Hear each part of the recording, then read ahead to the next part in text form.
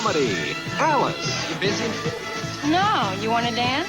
Hiya, Flo. So far this week, I've been offered candy bars and nylons. Starring Linda Lavin as Alice. Next Monday, on its new Night in Time, can Alice and the gang face the music? And someday I'll be just as good at chalice as I am a waitress. Alice, coming to Mondays at 9, 8 Central and Mountain. This is CBS. We will return to John Wayne and James Stewart in The Shootist.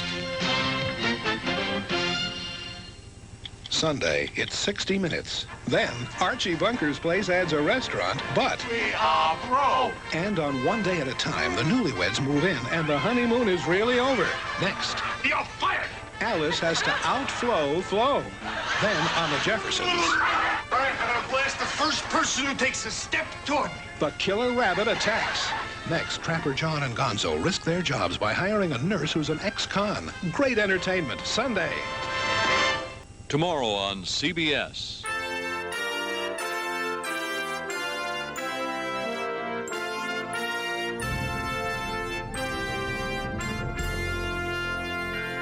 Sitcom, are ye faithful?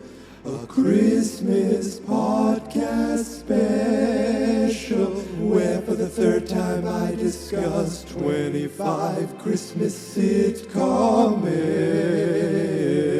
episodes. Please come and listen every day up through Christmas.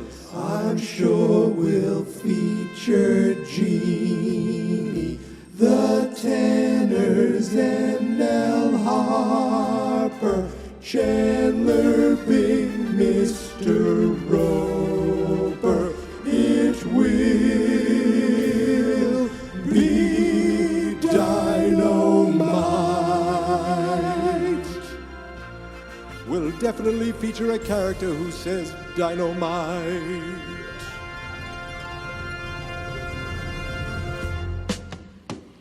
Early to rise, early to bed. And in between I cooked and cleaned and went out of my head. Going through life with blinders on, it's tough to see.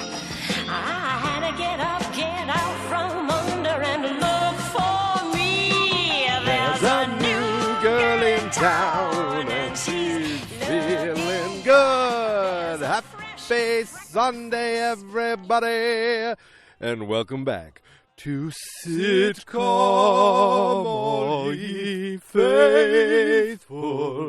Yes, ladies and gentlemen, it is day 17, December 17th, 2023. It's Sunday, and I'm outside again in my yard, podcasting to you, the world, about Christmas sitcoms. For the 17th day in a row, I'm here talking to you about a Christmas sitcom episode. And today, I went back and watched a show that, it's another show that, for me, doesn't get the fanfare that I feel like, I'm not saying it deserves, but it doesn't get the accolades, and yet it is a show that I remember being very popular when I was a lad. It was on before I was born. It was on, so season 4. I watched the season 4, episode 11 episode of this show today. So that means it probably started either right before I was born or when I was born. This episode aired December 23rd, 1979. So in my lifetime, it would mean that it was the last, this would be the last Christmas of the house that my family first lived in when I was born.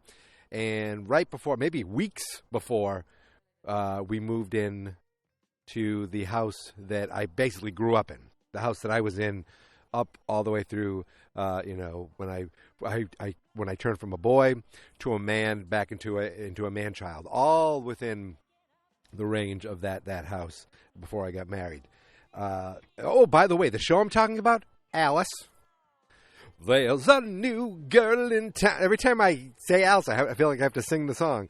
But this show, I remember being a big deal for Alice, Mel's Diner, and Flo, Kiss My Grits. She doesn't say Kiss My Grits in this episode. Flo got her own show. That's how big and popular she was.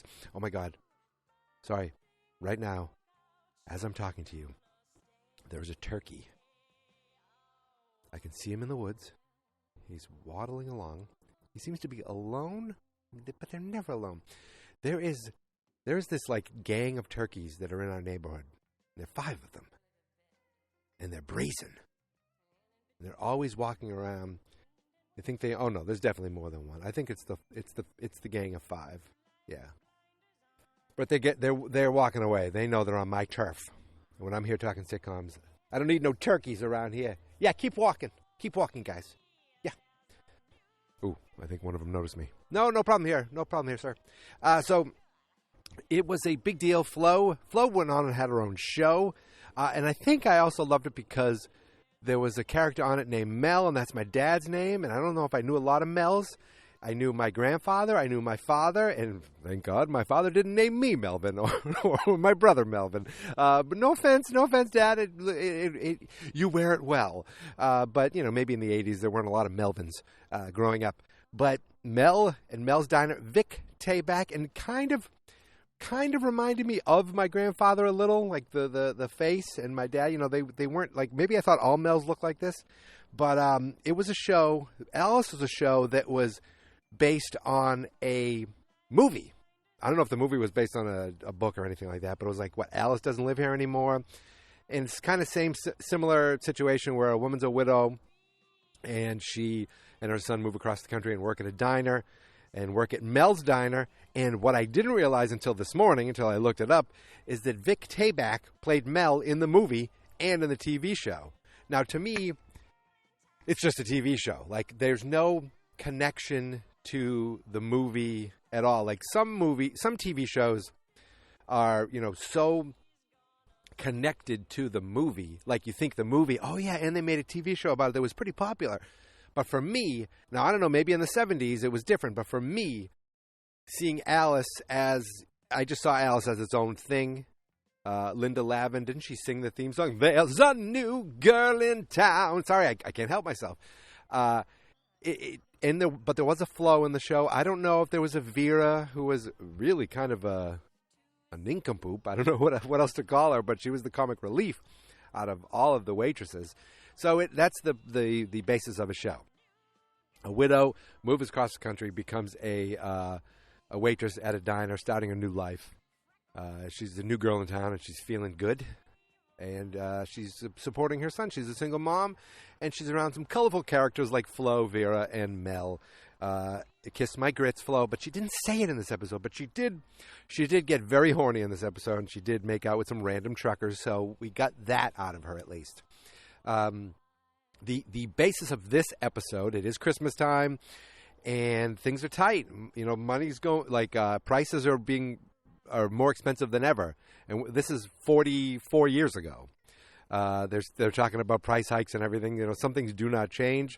So they decide that they are going to keep things tight this year, and everyone's going to buy one gift for someone. So Alice is going to buy one gift for her son Tommy. Tommy's going to buy one gift for her mom Alice, which I don't know why Flo decided what the family was buying each other, but okay. Flo would buy something for Vera. Vera would buy something for Flo, but then that would leave Mel, and Mel's like, I'm going to buy something for myself. I'm saving up for a color TV. Vic Tayback was awesome. He's just a very, his voice, the way he was, mean, but not, he was just more curmudgeon-y than he was mean. Like, at one point, he's like, you're going to get fired. Who wants to get fired? And they're all laughing at him. It's like, 'tis the season to be stingy. He's like, 'tis the season to get fired. And they all laugh at him, ha, ha, ha.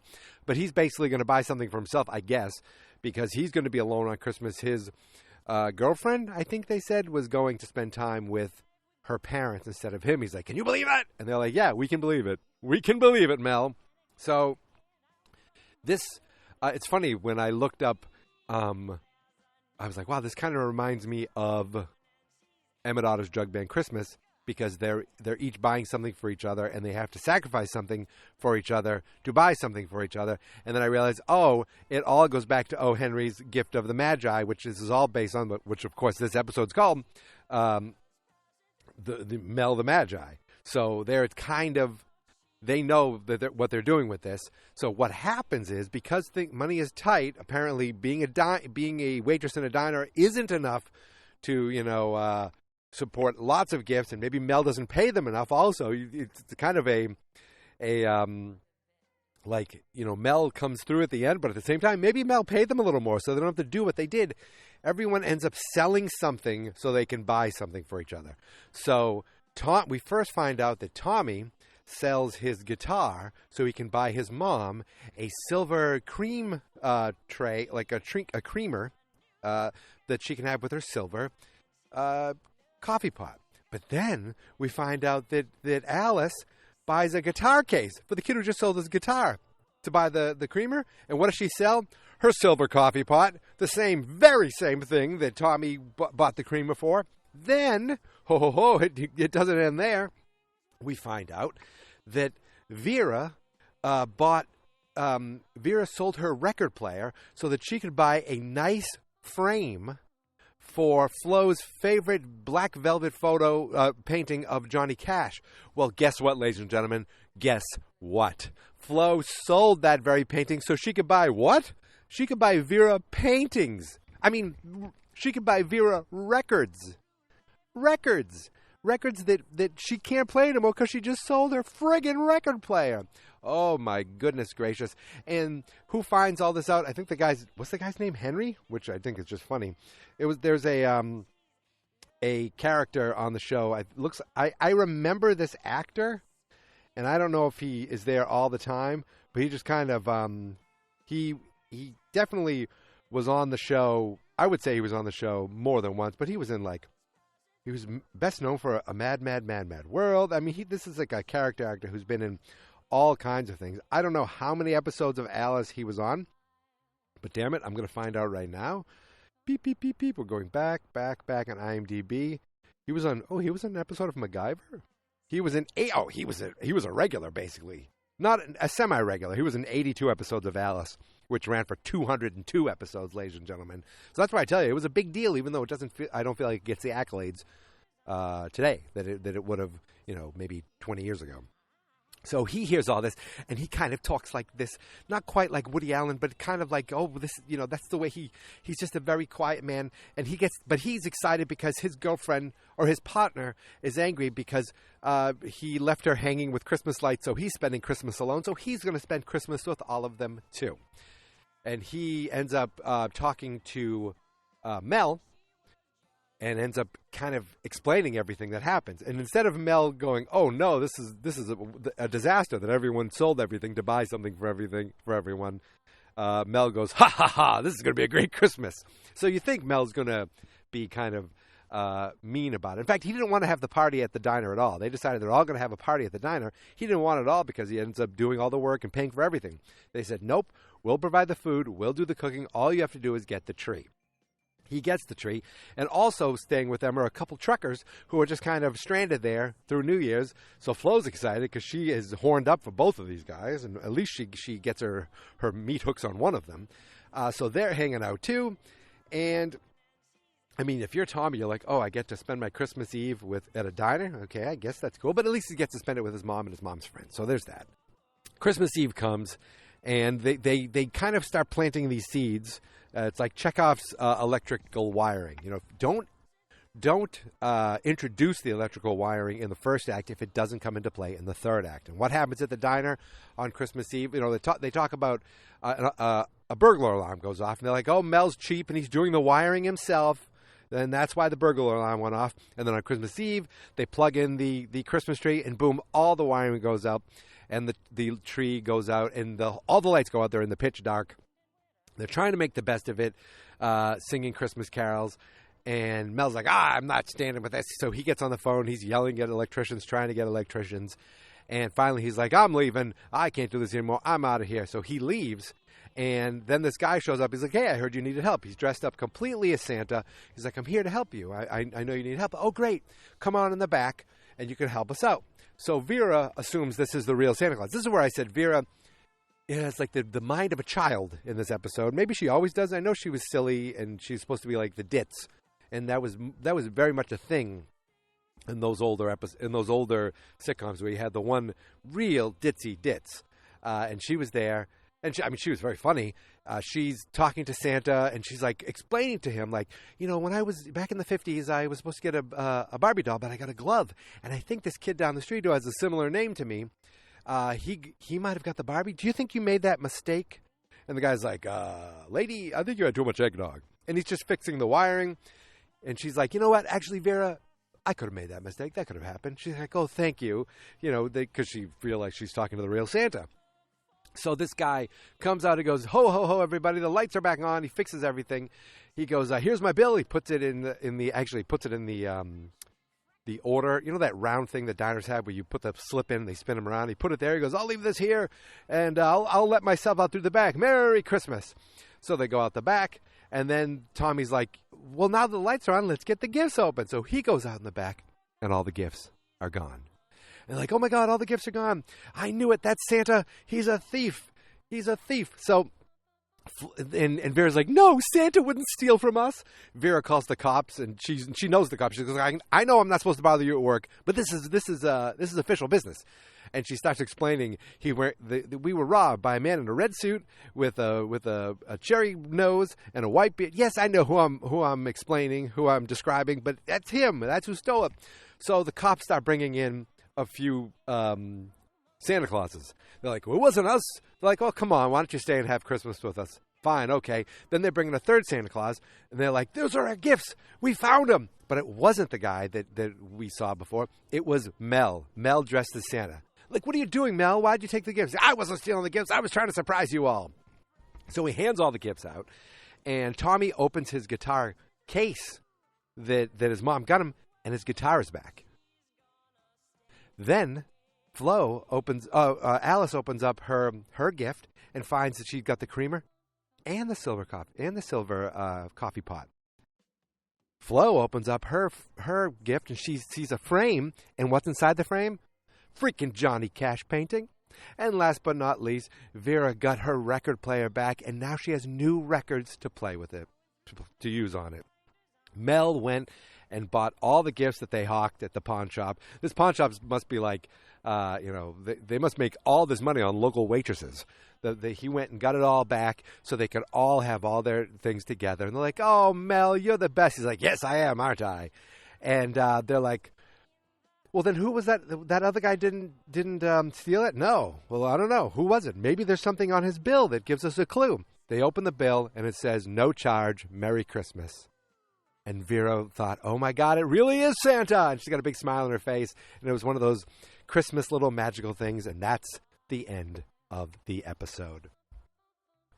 Overall, this was a very enjoyable episode. Now, how I watched it wasn't the greatest. I found some version online that looked like it was taped.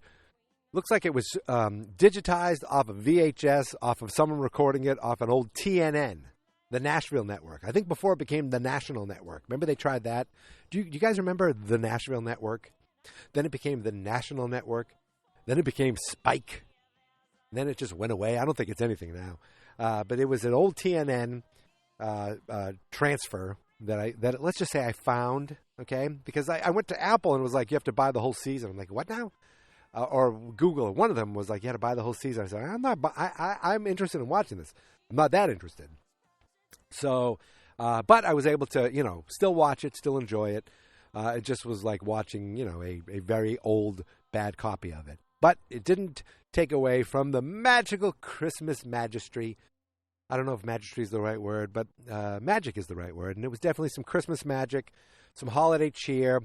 It kind of had everything. It had gift giving between friends, Christmas time between friends and family, and a little Christmas magic with some Santa Claus in it.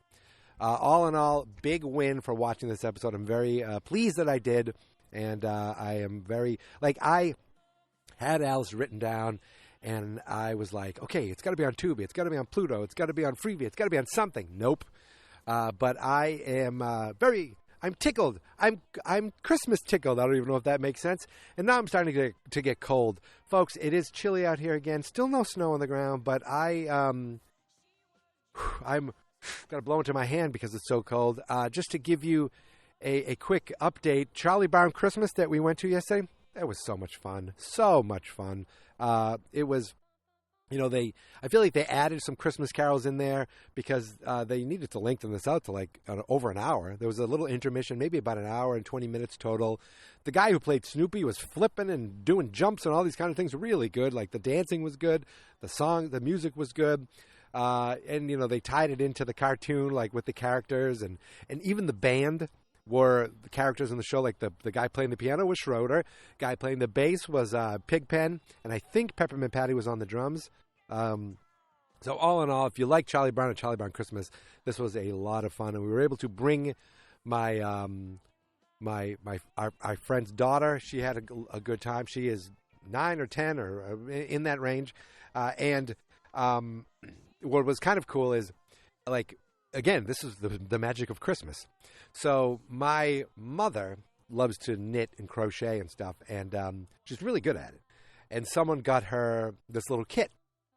It's like, oh, maybe you like knitting this. And my mother's like, oh, yeah, okay, I'll do it. But now I have to figure of someone to, I want to give it to someone. She doesn't, like, usually sell things. Sometimes she does.